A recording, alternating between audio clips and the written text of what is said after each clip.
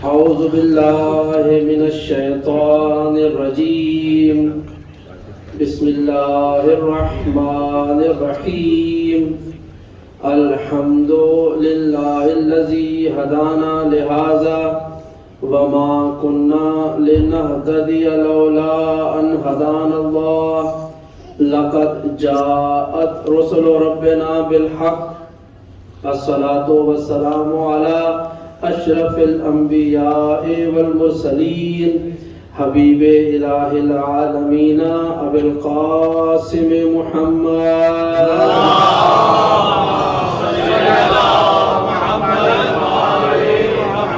وعلى اہل بیتہ الطیبین الطاہرین المعصومین الذین اذهب اللہ عنہم الرجس وطهرهم تطہیرا.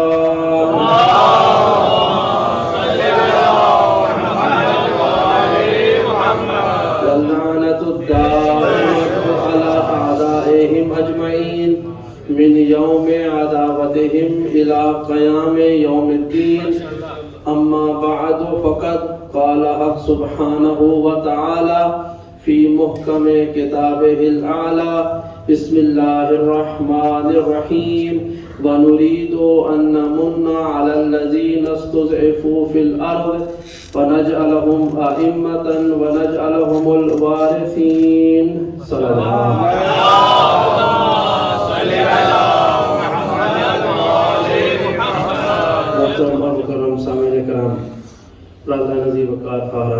السلام علیکم ورحمۃ اللہ وبرکاتہ. یا علی مدد. سب سے پہلے میری جانب سے آپ تمام کی خدمت میں اور پھر ہم سب کی جانب سے مل کر خانوادہ اہل بیت کی خدمت میں ہمارے زمانے کے امام، کائنات کے والی و وارث، صاحب العصر والزمان کی آمد کے جشن کی خاص مبارکباد پیش کرتے ہیں.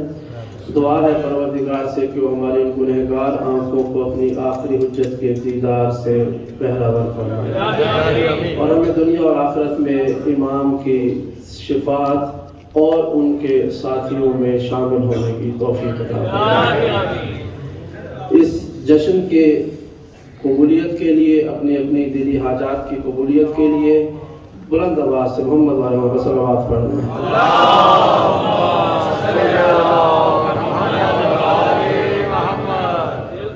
پروردگار نے اپنی مخلوق کو بخشنے کے بہت سارے بہانے تیار کیے ہیں. بہت سارے بہانے ہیں کہ کوئی بھی بہانہ چل جائے میرے بندے جو ہے وہ بخشے جائیں. اور ان خدا کے تخلیق کردہ بہانوں میں سے کوئی دن ایسے ہوتے ہیں اور کوئی شبیں ایسی ہوتی ہیں. آپ کو قرآن میں، احادیث میں شبہائے قدر مل جائیں گی کہ قدر کی شب ہے، رمضان میں آتی ہے. لیکن ہم چونکہ گنہگار ہوتے ہیں، وہ رات ایک ہوتی ہے لیکن ہم اسے آخری عشرے میں ہر رات کو تلاش کرتے ہیں. ہے وہ ایک رات، تلاش اس کو ہم ہر رات کرتے ہیں. یہ شب ہے. معراج شب کو کہتے ہیں. شب کو ہوئی تھی معراج، شب معراج ہوا کرتی ہے. لیکن یہ ساری شبیں ہیں کہ جو پروردگار نے وسیلے کہیں، بہانے کہیں، راستے کہیں، کہ جس میں کہا ہے کہ میرے بندو اعمال کر لو، تمہاری بدعمالی معاف کر دوں گا. لیکن کمال ہے آل محمد علیہ السلام سے منسوب ان کے دنوں کا. ان میں آپ شب کو ذکر کریں یا ان کا دن کو ذکر کریں.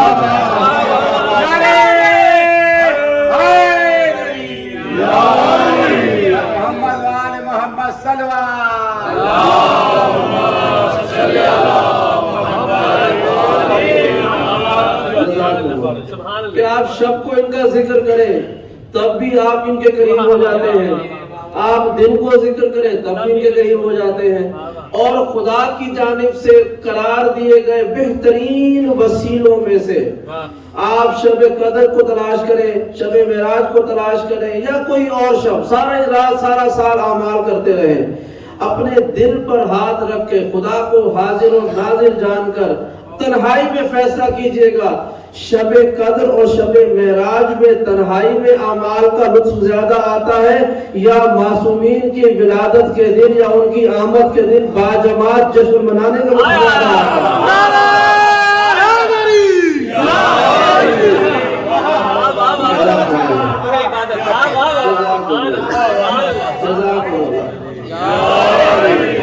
سنیے گا، گفتگو آغاز کرنے سے پہلے ہمارے یہاں ایک لا حاصل اور لا یعنی بحث شروع ہو چکی ہے کہ معصومین کے ساتھ کون سا لفظ استعمال کیا جائے، ولادت کا، ظہور کا، آمد کا، نزول کا۔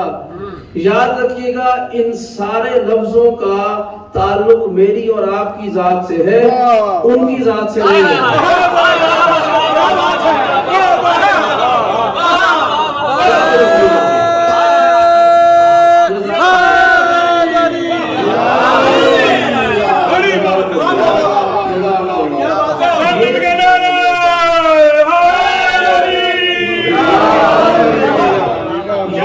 شخصیات ہیں کہ جو لفظوں کے معنوں میں قید نہیں ہو سکتے، کیونکہ یہ تب سے موجود ہے جب لفظ نہیں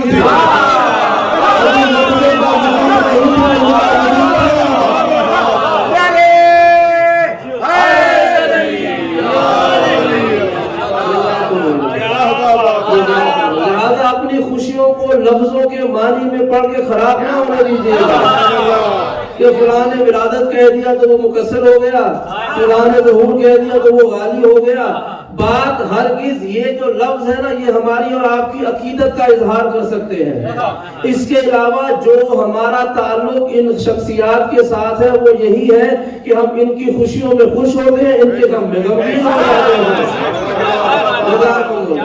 اور یقین کیجئے گا، میں ضمانت دے رہا ہوں، یہ اس آج منبر سے لے کر قیامت تک کا ضامن ہوں، آپ سے نہ قبر میں سوال ہوگا کہ بتاؤ تمہارا عقیدہ کیا ہے کہ مولا ظہور کرتے ہیں یا نہیں کرتے ہیں، یہ کوئی سوال نہیں ہوگا۔ کیونکہ یہ ایک انسان کا اس کے مولا کے ساتھ ذاتی عقیدت کا معاملہ ہے۔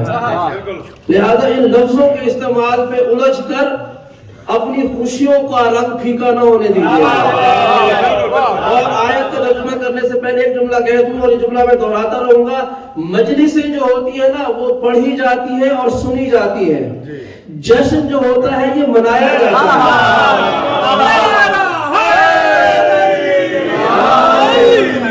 مجلس سنی جاتی ہے، جشن منایا جاتا ہے۔ اور آج ہم ماہ شعبان اسلامی کیلنڈر کے 7ویں مہینے کے درمیانی شب میں اپنے 14ویں معصومین کی آمد کا جشن منا رہے ہیں۔ اسلامی کیلنڈر کا 7واں مہینہ اور اس کا درمیانی دن، اور ہمارا 14واں معصوم آنے والا ہے۔ ہمارے چہروں سے معلوم ہونا چاہیے کہ ہم کسی کی آمد پر خوش ہوئے۔ صلوات پڑھ دیں محمد وآل محمد۔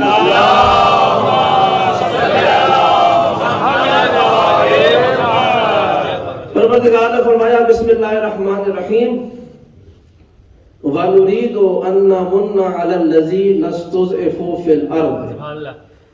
ہمارا ارادہ یہ ہے کہ جن لوگوں کو زمین پر کمزور کیا گیا ہم انہیں اپنے انعام سے نوازیں، وَنَجْعَلَهُمْ أَئِمَّةً، اور ہم انہیں امام بنا دیں، وَنَجْعَلَهُمُ الْوَارِثِينَ، اور ہم انہیں وارث بنا دیں۔ یہ آیت کا بڑا سادہ سا ترجمہ تھا۔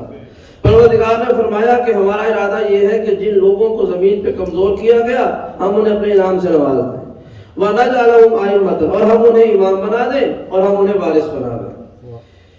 اس آیت کے پڑھنے سے اور اس کے ظاہری ترجمے سے جو سب سے پہلی بات سامنے آتی ہے وہ یہ ہے خدا یہ کہہ رہا ہے کہ ہم چاہتے ہیں کہ ہم انہیں امام بنا دیں، یعنی جو بھی روئے زمین پر حق کا امام ہوگا اسے اللہ بنائے گا، جو بھی حق کا امام ہوگا اسے اللہ امام بنائے گا۔ وَنَجْعَلَهُمُ الْوَارِثِينَ، اور ہم انہیں وارث بنا دیں، دنیا مانے یا نہ مانے۔ اللہ کہہ رہا ہے کہ وارث ہوتے بھی ہیں اور میں بناتا بھی ہوں۔ وَنَجْعَلَهُمُ الْوَارِثِينَ، میں وارث بناؤں گا۔ خدا کہہ رہے ہیں کہ ہم وارث بنائیں گے۔ یہ آیت کا ترجمہ، یعنی ایک گروہ ایسا ہے جسے زمین پہ کمزور کیا گیا، اللہ نے چاہا کہ جو تمہیں کمزور کیا گیا ہے نا اس کے بدلے میں تمہیں انعام دوں گا اور تمہیں امام بناؤں گا اور تمہیں وارث بناؤں گا۔ اس آیت کے پڑھنے میں اور ترجمہ کرنے میں جو ایک غلطی ہوتی ہے، غلط العام، وہ یہ ہے کہ لوگ سمجھتے ہیں کہ امامت اور وراثت یہ وہ انعام ہے جو دیا گیا ہے کمزوری کے بدلے میں، حالانکہ ایسا نہیں ہے۔ خدا کہہ رہا ہے، پھر سنیے گا، وَنُرِيدُ أَن نَّمُنَّ عَلَى الَّذِينَ اسْتُضْعِفُوا فِي الْأَرْضِ، ہمارا ارادہ یہ ہے کہ جنہیں زمین پہ کمزور کیا گیا ہم انہیں انعام سے نوازیں۔ وَنَجْعَلَهُمْ أَئِمَّةً، اور ہم انہیں امامت دیں گے۔ وَنَجْعَلَهُمُ الْوَارِثِينَ، اور ہم انہیں وارث بنائیں گے، یعنی ایک انعام دیں گے، اس انعام کے ساتھ ہم امامت بھی دیں گے اور وراثت بھی دیں گے، یعنی انعام کچھ اور ہے، وراثت اور امامت کچھ اور ہے۔ یہ تو انعام کی وجہ سے نہیں ہے، انعام کچھ اور ہے، اور جو وراثت اور امامت ہے یہ انعام کی وجہ سے نہیں ملے۔ یہ کیوں ملے؟ توجہ کے ساتھ بھائی، خدا کہہ رہا ہے تمہیں کمزور کیا گیا، ہم تمہیں تکلیفیں اٹھائیں، ہم اس کے اجر میں تمہیں انعام دیں گے اور تمہیں امام بنائیں گے اور تمہیں وارث بنائیں گے۔ یہ جو لفظ واو ہے نا، یہ اضافت کی ہوا کرتی ہے کہ یہ دو تین چیزیں ہیں، یہ بھی ہے اور یہ بھی ہے اور یہ بھی ہے۔ ایک شے کو پروردگار نے لفظ منہ یعنی انعام کہہ کے چھپا دیا، کیا بات ہے، امام کہہ کے چھپا دیا کہ ایک انعام دوں گا لیکن امامت بھی دوں گا اور وراثت بھی دوں گا۔ یہ امامت اور وراثت یہ ان تکالیف کے بدلے میں نہیں ہے کہ جو یہ گروہ زمین پہ اٹھائے گا، بلکہ پروردگار نے امامت اور وراثت دینے کے لیے ہی انہیں خلق کیا ہے۔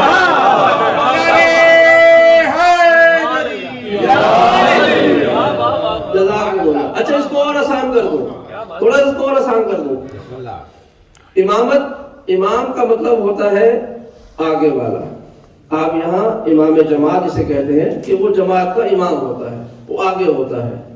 جو امام، جو شخص آگے ہونا اسے کہتے ہیں امام عربی میں، اور وارث وہ ہوتا ہے جو پیچھے ہوتا ہے۔ وارث بعد والے کہتے ہیں۔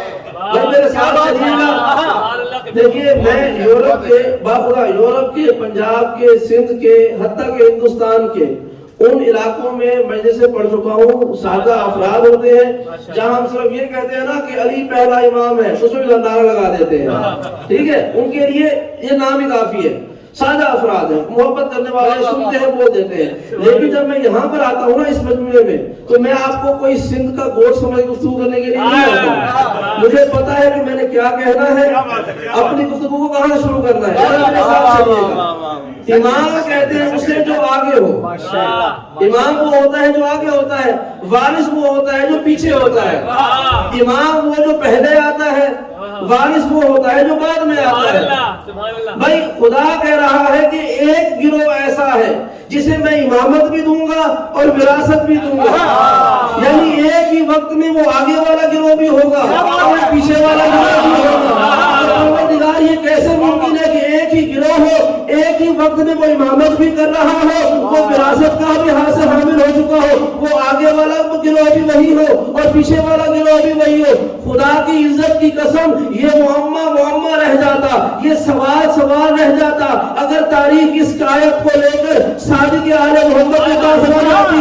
کہا کہ امام بیٹھے ہوئے تھے، کسی نے سوال کیا اس آیت کی تفسیر بیان کرے، امام نے کہا کہ مجھے قسم ہے اس پروردگار کی کہ جس کے قبضہ قدرت میں کائنات کا نظام ہے، یہ آیت کسی اور کے بارے میں نہیں ہے، یہ خالصتاً ہمارے بارے میں ہے۔ ہم ہی وہ ہے کہ جو امام بھی ہے اور وارث بھی ہے۔ جب تفسیر پوچھی گئی کہ امام تو آگے والا ہوتا ہے، وارث بعد والا ہوتا ہے، یہ دو منصب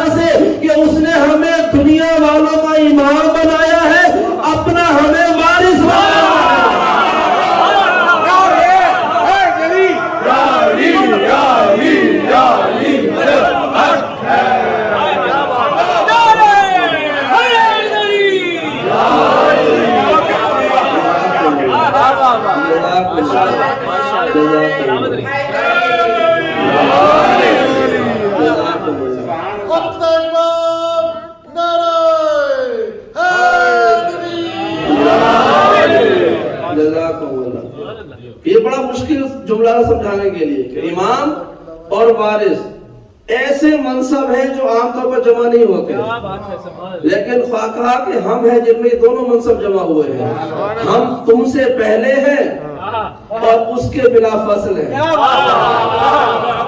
اس کے وارث ہیں، پروردگار کے وارث ہیں۔ اگر ابھی بھی کسی کے ذہن میں شک ہونا کہ یہ کیسے کہہ دیا قبلہ صاحب نے کہ اس کے وارث ہیں، آسان کر دوں قرآن کی زبانی۔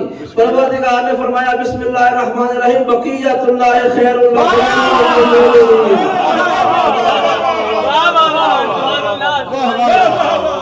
تمہارے لیے بقیت اللہ میں خیر ہے، بقیت اللہ تمہارے لیے خیر ہے، جزاکم اللہ۔ اور بقیہ کا لفظ اردو میں وہی مطلب ہوتا ہے جو عربی میں ہوتا ہے، عربی میں وہی ہوتا ہے جو فارسی میں ہوتا ہے۔ یقیناً عربی فارسی کا مجھے نہیں پتا، اردو سب کو آتی ہے نا۔ بقیت اللہ، اپنی پسند کے مترجم کا ترجمہ اٹھا کر دیکھیں کہ انہوں نے کیا ترجمہ کیا ہے۔ یہ میرا کلام ہوتا تو میں ذمہ دار، رسول کی حدیث ہوتی تو وہ اس پر ہمیشہ اطاعت ہوتی ہے، یہ تو غیر معتبر ہے، ضعیف حدیث ہے۔ قرآن کی آیت ہے، بقیت اللہ تمہارے لیے بقیت اللہ میں خیر ہے، لیکن یہ خیر ہر ایک کے لیے نہیں ہے۔ بقیت اللہ ہر ایک کے لیے خیر نہیں ہے، شرط لگا دی ان کنتم مومن، اگر مومن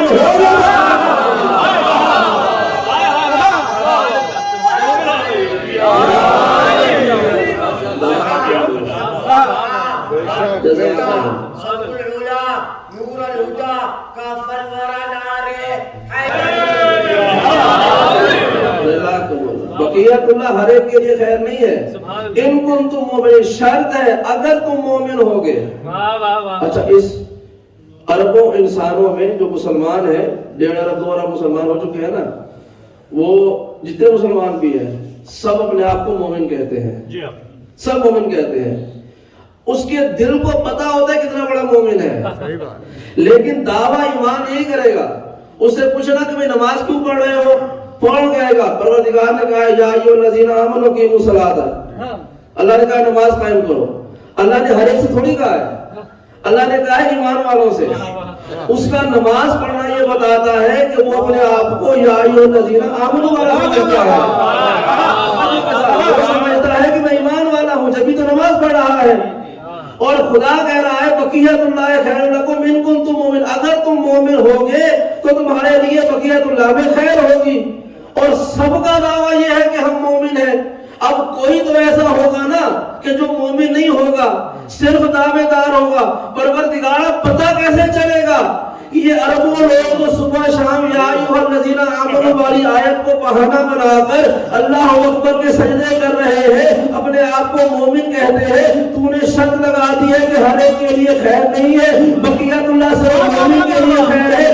معلوم کیسے ہوگا کہ اللہ اکبر کا سجدہ کرنے والوں میں مومن کون ہے اور کس کے لیے بقیت اللہ خیر نہیں ہے؟ کہا اس کا جواب وما ینطق عن الہویٰ والا میرا رسول ہوگا۔ میں رسالت آپ کی زبانی سنا، عزت خدا کی قسم، میں پروردگار اس وقت اس شخص کی شفاعت قبول نہ کرے محمد و آل محمد کی جو صرف آل محمد کے فضائل کو اپنے واہواہ کے لیے گھڑتا ہے۔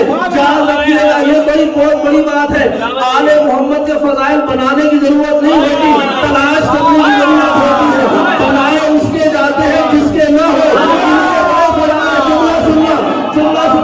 اللہ کے رسول نے منبر مسجد نبوی پر جب بار بار لوگوں نے پوچھا یا رسول اللہ یہ ہر چند آیتوں کے بعد یا ایھا الذین آمنوا خدا کس کے لیے کہتا ہے؟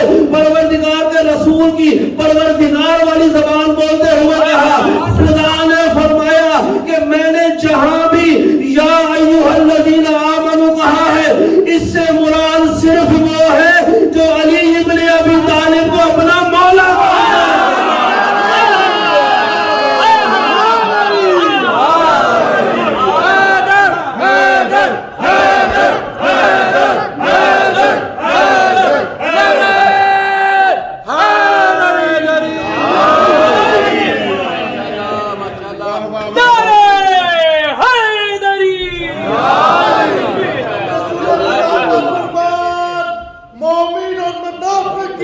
پہچان حلالی کی پہچان نعرہ حیدری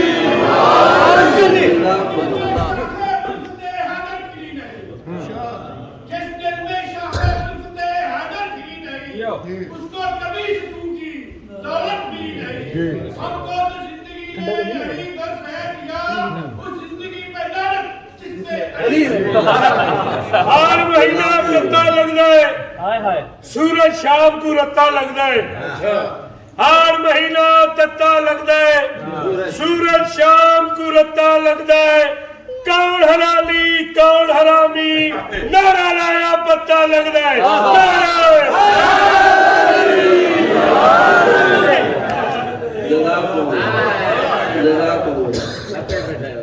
کہ یا ایوہ الذین آمنوا کا مصداق ہر کوئی نہیں ہے، ہر کوئی نہیں ہے، صرف وہ مصداق ہے کہ جو علی کو اپنا مولا مانتا ہے۔ جزاکم اللہ۔ تو یہ جو اللہ اکبر کے سجدے ہیں نا، یہ تب فائدہ دیتے ہیں کہ جب اس کھوکھلے بدن میں روح آتی ہے، اور عبادت کی روح کا نام علی ہے۔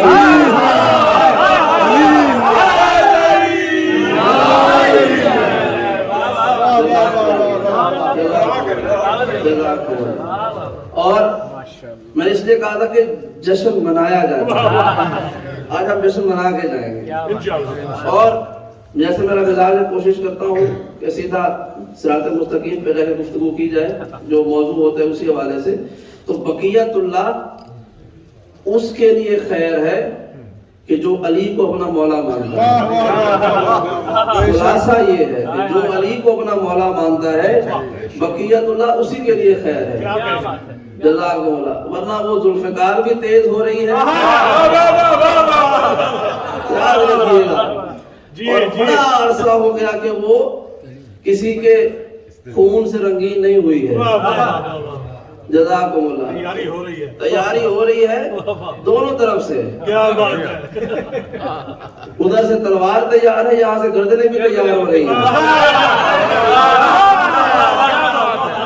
ابھی آپ کلام سنے سجاد بھائی کا، مجلس کے منکر، ماتم کے منکر، ماتم دار کے منکر، ذوالفقار بھی تیار ہے تو گردنیں بھی تیار ہو رہی ہیں۔ جزاکم اللہ۔ تو صلوات پڑھیں محمد و آل محمد۔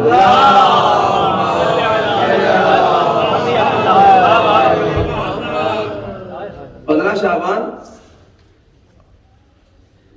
ہمارے وقت کے امام کی اس ظاہری دنیا میں تشریف آوری کا دن ہے۔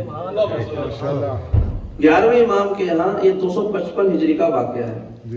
255 ہجری کا آپ نے یقیناً یہ بیل قصین گفتگو ہے، جشن سے نہیں، یہ صرف ایک جملہ ہے معلومات کے لیے۔ آپ نے سنی ہوں گی مخالفین کی باتیں، ان کو جناب نرجس کا ہونا آنا یہ سمجھ نہیں آ رہا، امام کا سرداب غائب ہونا سمجھ نہیں آ رہا، اور پھر وہ اعتراض بھی کر رہے ہیں کہ یہ کیسے ہو سکتا ہے۔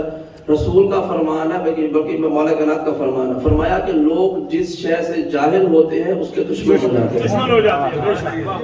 وہ جاہل ہے نا، ان کو پتہ ہی نہیں ہے، وہ سمجھ رہے ہیں کہ کیونکہ ہمارے ساتھ یہ معاملہ نہیں ہوا لہذا کسی کے ساتھ نہیں ہو سکتا۔ ہو سکتا ہے کہ ان کے بھی بڑے گئے ہوں، سردار میں چادر اوڑھ کے بیٹھ گئے ہوں کہ ہم بھی غائب ہو جائیں گے، ہو سکتا ہے نا بھائی۔ آیت آئی تھی کہ تمہارا ولی وہ ہے جو حالت رکوع میں زکوٰۃ دیتا ہے، آیت آئی تھی، تاریخ کا واقعہ ہے۔ اس کے بعد لوگ رکوع میں جھکے رہے، اپنے بنائے ہوئے فقیر بھیجے کہ آؤ ہم سے خیرات مانگو تاکہ آیت کی مصداق بن جائے، یہ ہے نا۔ تو لوگ کوشش کرتے رہے، آیت آ جانے کے بعد کہ ہم بھی اس کے مصداق، تو ہو سکتا ہے کہ ان کا بھی بڑا سردار میں چلا گیا ہو اور غائب نہ ہوا ہو، تو انہوں نے کہا کہ چونکہ ہمارے بڑے غائب نہیں ہوئے لہذا یہ کیسے ہو سکتا ہے۔ لہذا اگر کوئی آپ سے اس بات پہ الجھتا ہے نا کہ یہ کیسے ہو سکتا ہے، وہ جہنم کا ایک بدبخت انٹرنیٹ پہ بیٹھ کے کہہ رہا ہوتا ہے، حالانکہ یہ جواب دے چکا ہوں، جواب کہہ رہا ہوتا ہے کہ جی اس امام کا فائدہ یہ کیا جس کو ہم واٹس ایپ نہ کر سکیں، وہ کہہ رہا ہے کہ واٹس ایپ کا نہ کر سکے, ہمیں نمبر ہی نہیں مل رہا, تو کیا فائدہ جس کو ہم وائس نوٹ ہی نہ بھیج سکے. میں نے کہا میرے پاس ہے امام کا واٹس ایپ نمبر. امام, میرے امام کا واٹس ایپ ہر ایک کو نہیں ملتا, وہ ایک گروپ میں ایڈ ہے. وہ گروپ ہے جو اللہ نے بنایا ہے, جس میں اللہ کا واٹس ایپ نمبر ایڈ ہے نا, جس کو تم اپنے وائس نوٹ بھیجتے ہو. میرا امام اسی گروپ میں ایڈ ہے. پہلے تلاش کرو, اللہ کا واٹس ایپ نمبر مل جائے تمہیں. بھائی آپ کو میرا 11-12واں امام سمجھ میں نہیں آ رہا اس لیے کہ اس کا واٹس ایپ نمبر نہیں ہے. عجیب بات ہے, ان دیکھے خدا کو مان رہے ہیں, ان دیکھے خدا کو مان رہے ہیں, اور پھر وہ کہہ رہے ہیں جی ہم ان کے 12ویں امام کو نہیں مانتے. میں نے کہا تم 11 کو مان لو, تم پہلے 11 کو مان لو, 12واں خود منوا لے گا, 12واں خود آگے منوا لے گا. جزاکم اللہ. اور امام تشریف لائے 255 ہجری میں, 5 برس کی ظاہری عمر, شدید مشکلات سے بھری ہوئی, شدید ترین مشکلات سے. یہ صرف ایک جھلک دکھانے کے لیے کہہ رہا ہوں کہ یا ہمارے 5ویں امام, وہ 5 برس کے تھے کربلا میں, یا ہمارے آخری امام, یہ 5 برس کے جب غیبت میں گئے. یہ ان دونوں کے جو یہ 5واں برس تھا نا, یہ مشکلات سے بھرا ہوا تھا, تکالیف ہی تکالیف تھی. لیکن آپ کا غیبت میں جانا اور اس کے بعد سے اس غیبت کا طولانی ہونا. کسی نے سوال کیا کہ چھٹے امام سے کہ جیسے آپ فرما رہے ہیں کہ آخری بیٹا آئے گا اور وہ اس طرح سے غیبت میں چلا جائے گا, تو اس کے غیبت میں جانے سے ان کے ماننے والوں کو کیا فائدہ ہوگا, وہ غیبت میں کیا فائدہ ہوگا. امام نے فرمایا جس طرح سورج بادلوں کے پیچھے چھپ کر بھی اپنے ہونے کا احساس دلاتا رہتا ہے, اس لیے اگر ہم چھپے ہوئے بھی ہوں تو ہم تم سے غافل نہیں ہیں. اور فرمان ہے اللہ کے رسول کا کہ لولا الحجت, اگر حجت خدا نہ ہو, لصاخت الارض, زمین پلک جھپکتے کا بھی انتظار نہ کرے, تباہ ہو جائے. یہ جو آج ہم باقی ہے تو اپنے وقت کے امام کی وجہ سے باقی ہے, وقت کے امام کی وجہ سے. اور اپنے امام کی معرفت اپنے بچوں کو ضرور دیں کہ جو ہم جو دعائیں اللہم کل ولی گل پڑھتے ہیں یا دیگر دعائیں پڑھتے ہیں امام زمانہ کی, جو کو معلوم ہونا چاہیے کہ ہمارے وقت کے امام کون ہے, یہ ضروری ہے. ہمارے شیعہ کتب میں ایک روایت ہے, اللہ کے رسول نے فرمایا کیف انتم اذا نزل عیسی ابن مریم و امامکم فیکم. اہل سنت میں یہی روایت ہے, ایک لفظ کے اضافے کے ساتھ, کیف انتم اذا نزل عیسی ابن مریم فیکم و امامکم منکم. دونوں کا مطلب تقریباً ایک ہی ہے, اے میرے لوگوں, میری امت والو, اس وقت تمہارا عالم کیا ہوگا کہ جب عیسیٰ ابن مریم آسمان سے نازل ہوگا اور اس سے پہلے تمہارا امام آ چکا ہوگا. اب سنیے, واپس چلتے جشن کی طرف. ایک جملہ چھوٹا سا واقعہ کہ جو ہمارے امام کے ظہور کے دن کا واقعہ ہے, خدا کرے کہ ہم وہ منظر دیکھ سکیں. سنیے گا کیا واقعہ ہے. واقعہ اس طرح سے ہے کہ اللہ کے رسول نے ارشاد فرمایا کیف انتم اذا نزل عیسی ابن مریم و امامکم فیکم, کہ اس وقت تمہارا عالم کیا ہوگا جب عیسیٰ آسمان سے نازل ہوں گے اور تمہارا امام پہلے سے تمہارے درمیان میں موجود ہوگا. کمال ہے, مسلمانوں نے یہ حدیث لکھی, شیعہ سنی سب نے, ہر کتاب میں مل جائے گی. اللہ کے رسول نے کہا کیف انتم اذا نزل عیسی ابن مریم, جب عیسیٰ نازل ہوں گے. نہ کسی عیسائی نے کہا کہ عیسیٰ نازل ہوتے ہیں یا پیدا ہوتے ہیں, نہ کسی مسلمان نے کہا کہ عیسیٰ نازل ہوں گے یا پیدا ہوں گے, کیونکہ اصل اہم بات یہ ہے کہ عیسیٰ آ جائے. نازل ہونا یا پیدا ہونا یہ اہم بات نہیں ہے, اہم بات یہ ہے کہ وہ آ جائے. لہذا ان لفظوں میں نہ ہونا چاہیے گا. پھر چلتے ہیں, کیف انتم, اس وقت تمہارا عالم کیا ہوگا. اب یہ اللہ کے رسول کی حدیث ہے, میرا خیال میں صحیح بخاری سے لے کر اس میں بھی ہے, لیکن ہر بڑی کتابیں مل جائے گی آپ کو کہ اللہ کے رسول نے فرمایا اس وقت تمہارا عالم کیا ہوگا کہ جب عیسیٰ آسمان سے نازل ہوں گے, تمہارا امام تمہارے درمیان میں پہلے سے موجود ہوگا. اب یہ مختلف تاریخوں کی روایات کو اٹھا کر ایک خلاصہ تیار کیا, آپ سامنے پیش کرنے لگا ہوں کہ خلاصہ روایات یہ ہے کہ تاریخ یہ کہتی ہے ایک وقت ایسا آئے گا کہ عرفہ کا دن ہوگا، لوگ خانہ کعبہ کے گرد لبیک اللہم لبیک کی آواز بلند کر رہے ہوں گے، لوگ حج میں مصروف ہوں گے، طواف کر رہے ہوں گے، سب کی نظریں کعبے کی جانب ہوں گی۔ اچانک کعبے کی چھت کے اوپر نور خدا مجسم ہو کے نظر آ جائے گا، ایسا مجسم ہوگا کہ اندھے بھی دیکھنے لگیں گے، بہرے بھی سننے لگیں گے، غیبی کی آواز آئے گی، جال حق کو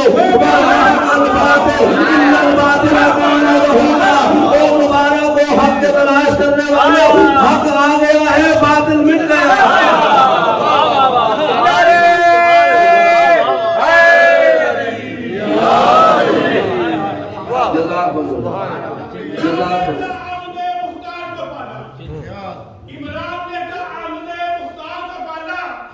سرکار نے برہمرہ کے راہ کا پالا، سرکار نے حسنین سے شاہکار کا پالا، ہر رب کے سرکار نے سرکار کا پالا۔ کیا بات ہے! ایک تو توحید کا پردہ وہ خود ہی ڈال رہا ہے، مہدی کو حجابوں میں خدا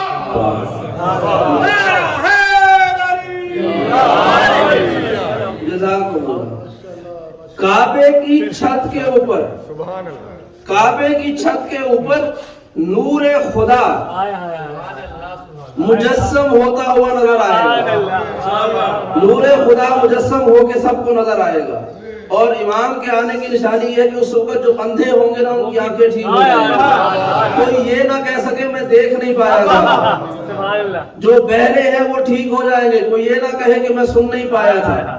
اور امام کہاں ظہور فرمائیں گے؟ کعبے کی چھت کے اوپر، کعبے کی چھت کے اوپر۔ آپ کے گھروں میں کتاب حج اور عمرہ کی پڑھی ہوگی، نہیں تو تلاش کیجئے گا انٹرنیٹ سے۔ جب آپ مسجد حرام کے صحن میں داخل ہوتے ہیں نا، جہاں پہ خانہ کعبہ ہے، یوں سمجھیے یہ مسجد حرام کا صحن ہے، درمیان میں، بالکل درمیان میں جہاں پہ بیٹھے ہوئے ہیں، اس جگہ پر خانہ کعبہ ہے۔ آپ جب داخل ہوتے ہیں اس صحن میں تو ایک کعبے کی ایک نوک یا ایک کونا جو ہے نا وہ آپ کے سامنے ہوتا ہے، آپ اس کونے کی طرف سے داخل ہوتے ہیں، وہیں پہ داخل ہوتے ہیں۔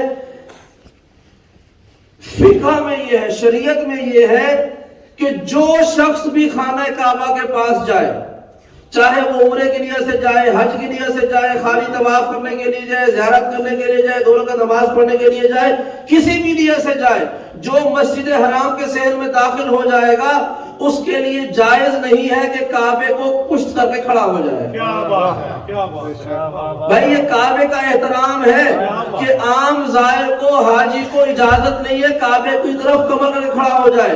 کعبے کو پشت کرنا حاجی کے لیے اجازت نہیں ہے۔ پروردگار جسے ہزاروں میل دور سے اپنا مہمان بنا کر بلا رہا ہے اور یہ بار بار کہہ رہا ہے کہ جو حج کے لیے آئے گا وہ اللہ کا مہمان ہوا کرتا ہے، پروردگار ہزاروں میل دور سے ایک شخص کو اپنے گھر مہمان بنا کر بلاتا ہے اور اسے کہتا ہے خبردار میرے گھر کی طرف پشت نہ کرنا، کیونکہ میرے گھر کی منزلت یہ ہے کہ اس کا احترام یہ ہے کوئی شخص اس کی طرف پشت نہ کرے، کیونکہ پشت کرنا بے احترامی کی ثبوت ہوتا ہے۔ کمال جائے سید کونین پر، زہرا کے بیٹے پر، کہ جس کعبے کی طرف پشت کرنا مصطفیٰ کے امتی کے لیے جائز نہیں ہے، اس کعبے کی چھت پر اپنے پاؤں کے ساتھ کھڑا ہوا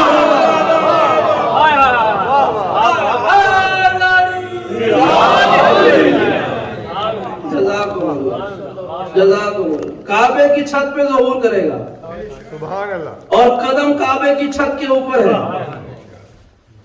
قدم کعبے کی چھت کے اوپر ہے۔ کون؟ ہمارے آپ کے 12ویں امام۔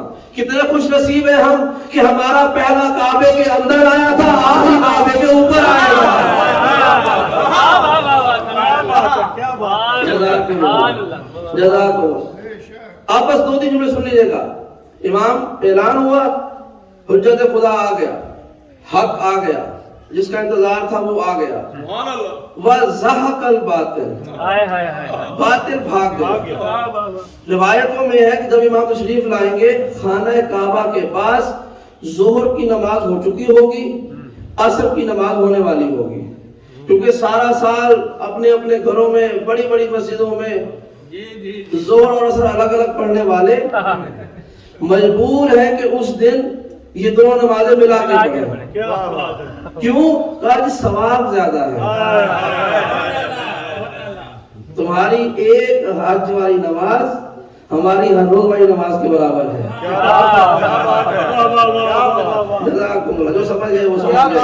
میں کیا کہنا چاہتا ہوں، ظہر کی نماز ہو چکی ہے، عصر کی نماز کے لیے تیاری ہو رہی ہے کہ ہمارے امام تشریف لے آئے. اب امام تشریف لے آئے، امام کعبے سے نیچے آئے، اسی اسنا میں اعلان ہوا کہ اب عیسیٰ ابن مریم بھی آنے والے ہیں. عیسیٰ ابن مریم آنے والے ہیں. جس طرح لوگ امام کو آتا دیکھیں گے اسی طرح حضرت عیسیٰ کو بھی آتا دیکھیں گے.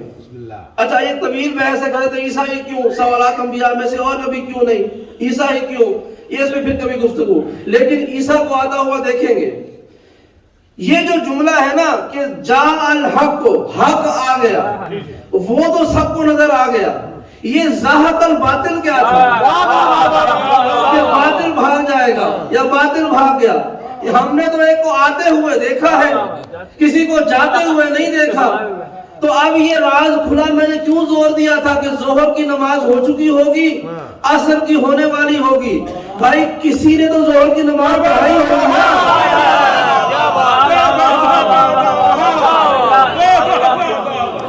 کسی نے تو ظہر کی نماز پڑھائی ہوگی نا. اور یہ مجھے پتا ہے جو ابھی کے حالات ہیں، جب وہاں پر آذان ہوئی ہوگی نا ظہر کی آذان نماز کی، اس میں علی ولی اللہ نہیں ہوگا. ان کے دن ولایت علی سے خالی ہوں گے. اور امام آئیں گے تو اس کے امام کے بعد کسی کی مجال نہیں کہ مصلی پہ آ کر کہے کہ میں نماز پڑھاؤں گا. اب امام کے آنے کے بعد جو مصلی سے جاتا ہوا نظر آئے سمجھنا وہی ہے جو زاہق الباطل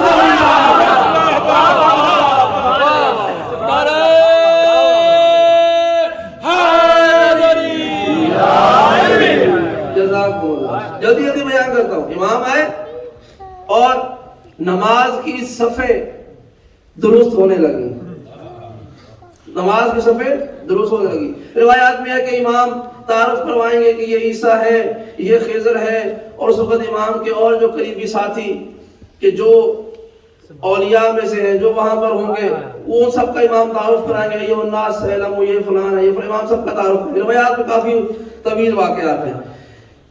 طویل تعارف ہو چکا. تمام لوگوں نے جان لیا کہ مہدی کون ہے، عیسیٰ کون ہے، خضر کون ہے، الیاس کون ہے. سب کا تعارف ہو گیا. سب نے سب کو پہچان لیا. اب جتنے انبیاء ہیں ان سب میں سے برگزیدہ ہے حضرت عیسیٰ.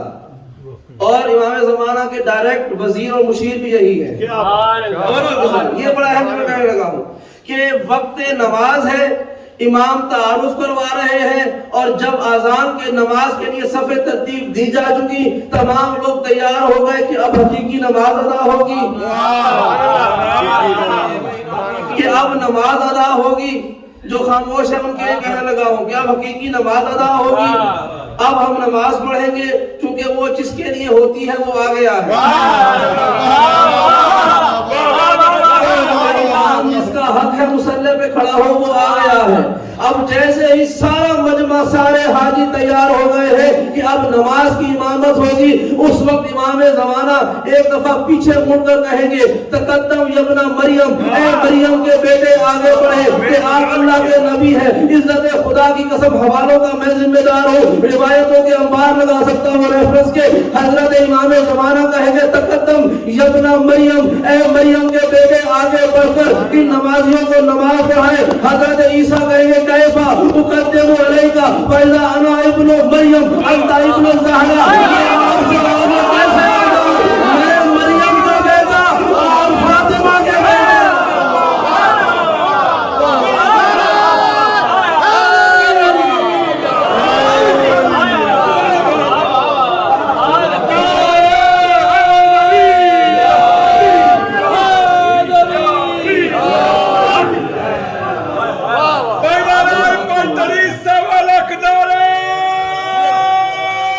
Hey!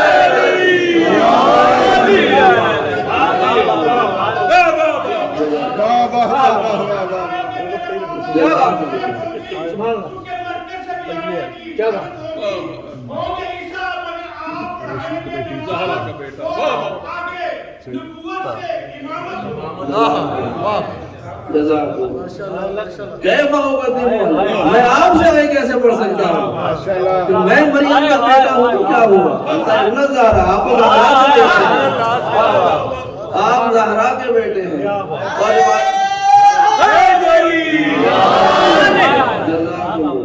और ये गुफ्तगू 2-3 दफा जारी रहेगी। इमाम फरमाएंगे तकद्दम या रूह अल्लाह।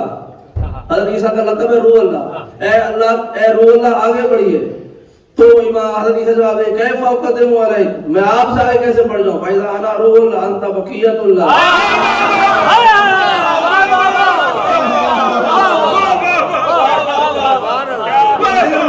तो क्या हुआ? आप बक़ियतुल्लाह है। जज़ाकल्लाह, आप बक़ियतुल्लाह। और ये 2-3 दफा इमाम जब दावा देंगे, आखिरी जुमला जो मैंने शुरू में कहा था, सुनिएगा, ईसा का जुमला है, ये मेरा नहीं था, मैंने कह दिया, सुनिए। इमाम कहेंगे कि जब आखिर में कहेंगे कि या नबी अल्लाह, या ईसा, या अल्लाह तकद्दम, आप आगे बढ़िए और इनको नमाज पढ़ाइए। हजरत ईसा कहेंगे कैफा उक़द्दिमु अलैका फ़क़द क़ामतिस सलात लकुम, मैं आप पे आगे कैसे आ सकता हूँ? ये नमाज को कायम ही आप कह रहे हैं।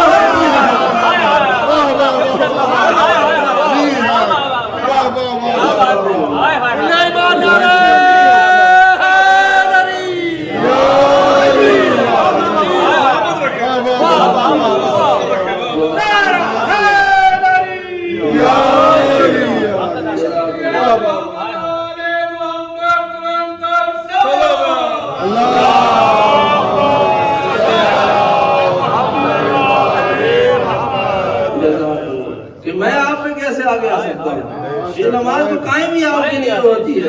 आप समझ आया वो या अय्युहल्लज़ीना आमनू का मिसदाक कौन है?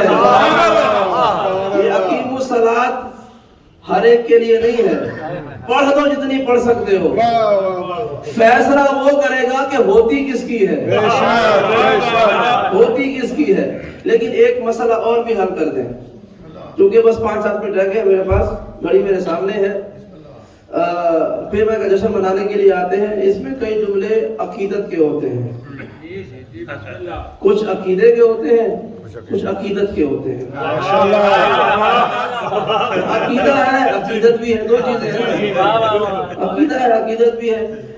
अकीदे में देखते हैं हलाल क्या है, हराम क्या है, अकीदत में नहीं देखा जाए।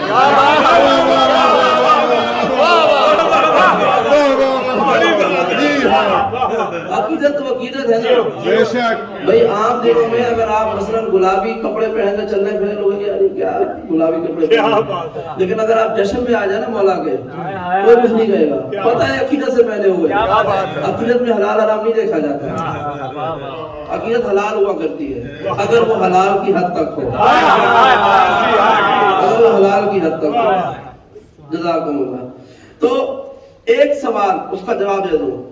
हजरत ईसा जब तशरीफ लाए, आप इमाम के पीछे खड़े हुए हैं। शायद मैंने ये जुमला यहाँ कहा था, शायद अगर कहा हो तहदीद के लिए कह देते हैं, शायद ना भी कहा हो। आप जब किसी इमाम के पीछे नमाज पढ़ते हैं ना, इमाम जमात के पीछे, तो असल में हम जमात की नीयत उसी के साथ करते हैं जिसके बारे में पता होता है कि जो इसका अकीदा है वो मेरा अकीदा है। जज़ाकल्लाह। इन 6 अफराद को मैं कहता हूँ सुभान अल्लाह। क्योंकि ये बड़ा जुमला था कि आप जिसके पीछे नमाज पढ़ रहे होते हैं ना, तो उसका असल में ऐलान ये कर रहे होते हैं कि जो आपका अकीदा है हम उससे राजी हैं, हमारा भी यही अकीदा है। आपका यही वजह तो है कि जो मासूम है वो गैर मासूम पीछे नमाज नहीं पढ़ता, और हमारा भी यही अकीदा है कि आले मोहम्मद के दुश्मन और उनके मानने वालों के पीछे आले मोहम्मद के मानने वालों की नमाज नहीं होती है, नहीं होती है। आप लाख इत्तेहाद के लिए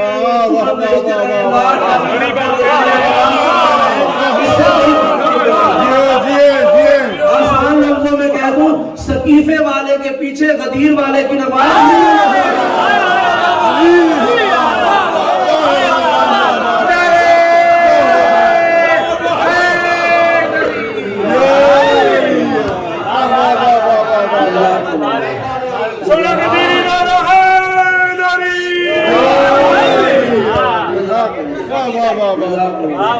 बहुत खलीफे वाले के पीछे गदीर वाले की नमाज नहीं होती है, झगड़ा ही यही है। अगर इस पर भी हमने कंप्रोमाइज कर लिया तो फिर क्या अकीदा रह गया हमारा। बेशक बस आखिरी जुमला है, केक भी आ गया है तो ये सब निशानी होती है कि अब खत्म कर दें। बस आखिरी जुमला कहने लगा। हाँ, एक जुमला और भी कहना है, अगर जब 5 मिनट मिल जाएगा कोई बात नहीं। मौलाना साहब जो शेर पढ़ते हैं ना वो वक्त से काट के कह रहा हूँ, मौला सलामत रखे उनको। ये जो शरीयत है ना, ये बड़ी बारीक चीज है। आप वुजू के मिसाल देखिए, किताबें पढ़ी होगी, वुजू का हाथ अगर यूं धो रहे हैं, अगर यूं हो जाए ना फिर दोबारा करो, वुजू खराब होगा। इतना बारीक हसास है वुजू होना, ठीक है। और वुजू मुकद्दमा है नमाज का। जब आप हल्के से हाथ की जुम्बी से वुजू खराब कर देते हैं तो इतनी बड़ी नमाज आप किसी खराब के पीछे कैसे पढ़ सकते हैं?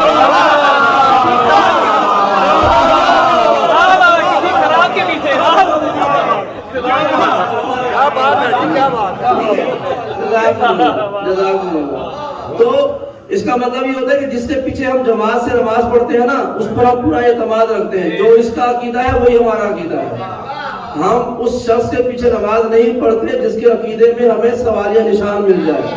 तो जिसके पीछे नमाज पढ़ते हैं उसका मतलब ये है कि उसका अकीदा हमारा अकीदा एक ही है, ठीक है।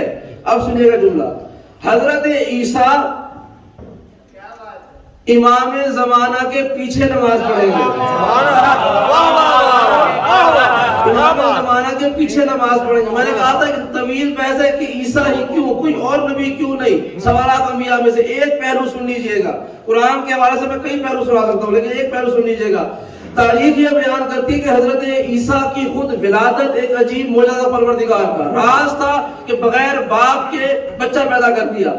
और जब हजरत मरियम 3 दिन के बाद आपको लेके आई वापस बैतुल मकदस में, तो यहूदियों ने आकर कहा कि मरियम, कुरान के लफ्ज़ है, तारीख के लफ्ज़ है, ना तेरी माँ ऐसी थी ना तेरा बाप ऐसा था, ये बच्चा कहां से लेके आ गई?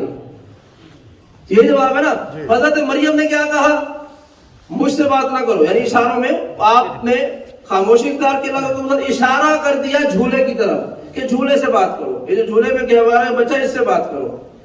हजरत मरियम के इस इशारे के बाद हजरत ईसा ने क्या जवाब दिया? हजरत ईसा ने जवाब दिया, इन्नी अना अब्दुल्लाह आतानी अल किताबा व जअलनी नबिया, कि बेशक मैं अल्लाह का बंदा हूँ, अल्लाह ने मुझे किताब दी है और मुझे नबी बनाकर भेजा है। अजीब बात नहीं है, उन्होंने ईसा के बारे में तो पूछा ही नहीं था। भाई बेदार हो गया। उन्होंने ईसा से ये नहीं पूछा कि तू कौन है, उन्होंने मरियम से सवाल किया था कि मरियम तूने ये क्या कर दिया। तो जवाब ये होना चाहिए था ना कि ऐ सवाल करने वालों खबरदार, मैं अल्लाह का नबी हूँ, मेरी माँ के बारे में सवाल ना करो, ये बतूल है, ये अजरा है, ये चुनी हुई है। लेकिन कुरान गवाह है हजरत ईसा ने उस गुफ्तगू में मरियम का जिक्र ही नहीं किया। भाई तवज्जो का सवाल मरियम के किरदार पर था, जवाब वो अपनी जात से दे रहे हैं कि मैं नबी बनकर आया, उसने मुझे किताब दी है, मैं अल्लाह का बंदा हूँ। हजरत ईसा सवाल माँ के बारे में है, जवाब अपने बारे में दे रहे हैं। ये राज कब खुलेगा? ये राज खुलेगा हमारे इमाम के आने के बाद, जब इमाम इमामत करवाएंगे, ईसा पीछे खड़े होकर इमाम की पीछे इक्तदा में नमाज पढ़ेंगे। और मैंने ये जुमला कहा था कि जो अकीदा इमाम का होता है वही अकीदा पीछे नमाज पढ़ने वाले का होता है। ईमान से बताइएगा, इमाम जमाना का अकीदा विलायत अली पर होगा या नहीं? यकीनन विलायत अली पर अकीदा है। अब जो नमाज होगी विलायत अली के अकीदे के साथ होगी। अब जो इमाम के पीछे खड़ा होकर एक नमाज अदा करेगा उसका अकीदा भी विलायत अली पर है। इमाम हजरत ईसा असल में जवाब दे रहे हैं और इमाम के पीछे नमाज पढ़कर बता रहे हैं, दुनिया वालों मेरा अकीदा विलायत अली पर है, और जिसका अकीदा विलायत अली पर हो उसकी माँ पे शक नहीं है।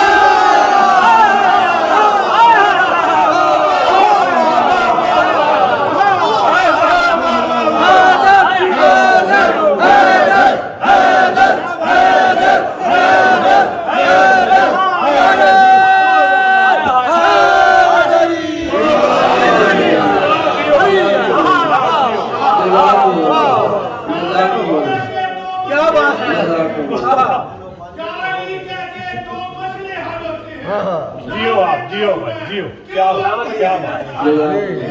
पालने मेरी मुश्किलें टल जाती हैं। आप जियो जी, आप जियो। शराफत का पता चलता है। सुभान अल्लाह, जज़ाकल्लाह। अली अली केड़ा डर के नहीं रहना दरवेश शादी शान नारा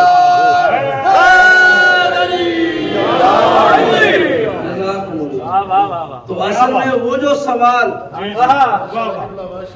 किबला अव्वल में हुआ था उसका जवाब किबला दोवों में मिलेगा।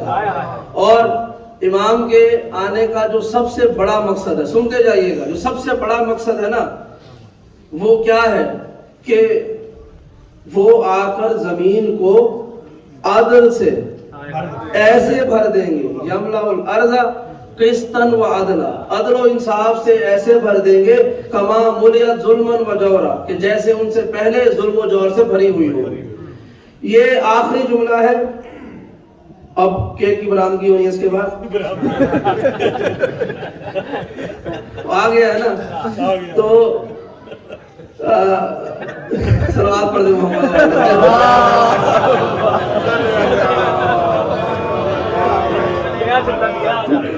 तो वो वाले चाहे ना बन जाए,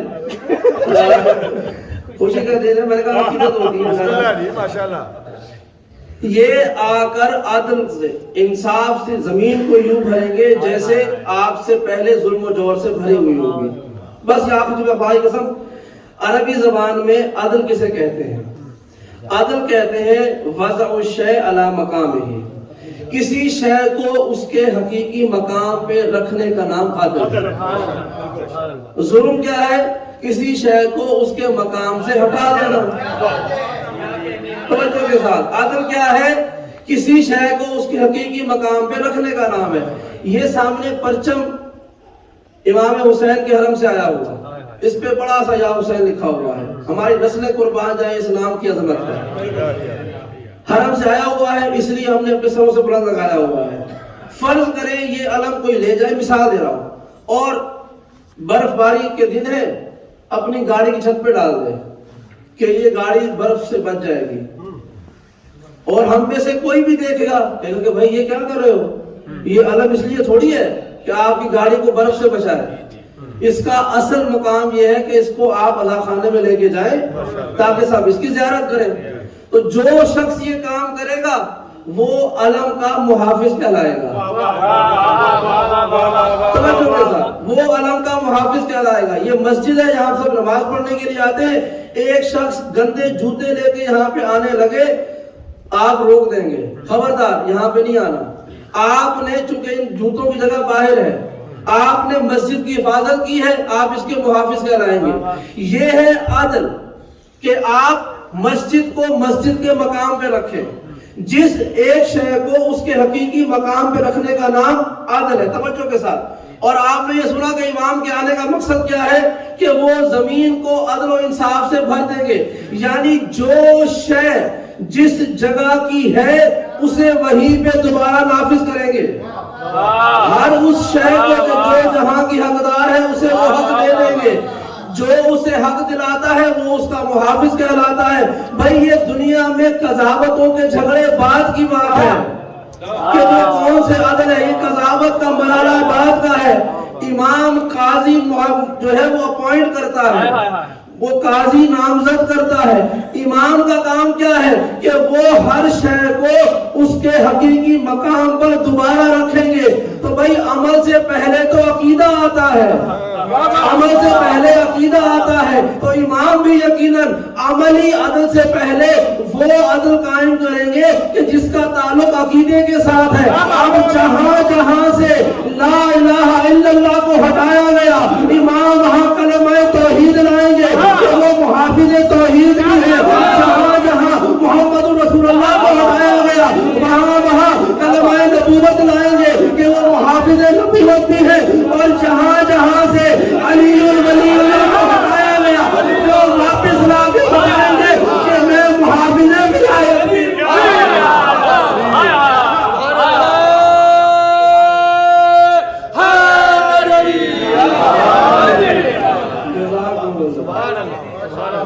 तो ला इलाहा को हटाने वाले भी तो मुतवज्जे हो जाए। محمد رسول اللہ کا انکار کرنے والے بھی خاص طور پر علی ولی اللہ کے ہٹانے والے بھی کہ ان کا جو مقام ہے وہ امام ان کو سب سے پہلے دیں گے. اللہ سے دعا کرتے ہیں کہ پروردگار ہمیں آج کے اس مولود کے صدقے میں ہماری اس بات کو اپنی بارگاہ میں قبول منظور فرمائے. جتنے بھی پریشان حال مومنین ہیں بھاگ کے امام زمان کی پریشانیوں کو دور فرمائے. جو بیمار حال ہیں ان کی بیماریوں کو شفا میں تبدیل کر دے. ہمارے دلوں میں جو شرعی حاجات ہیں پروردگاروں نے اپنی بارگاہ میں قبول منظور فرمائے. جو ہماری مائیں بہنیں بیٹیاں بے اولاد ہیں انہیں صاحب اولاد فرمائے. صاحبان اولاد کی اولاد کو صراط مستقیم پہ قائم و دائم فرمائے. ہماری سب سے بڑی دعا پروردگار ہمارے ان گنہگار آنکھوں کو اپنی آخری حجت کا دیدار نصیب فرمائے اور ہماری دعاؤں کو اتنا ہمارے اعمال کو اتنا معتبر کر دے کہ امام کے سپاہی بن کر قاتلان اہل بیت سے بدلہ لے سکے. ربنا تقبل منا بأسدكم ان الله وملائكته يصلون على النبي يا ايها الذين امنوا صلوا عليه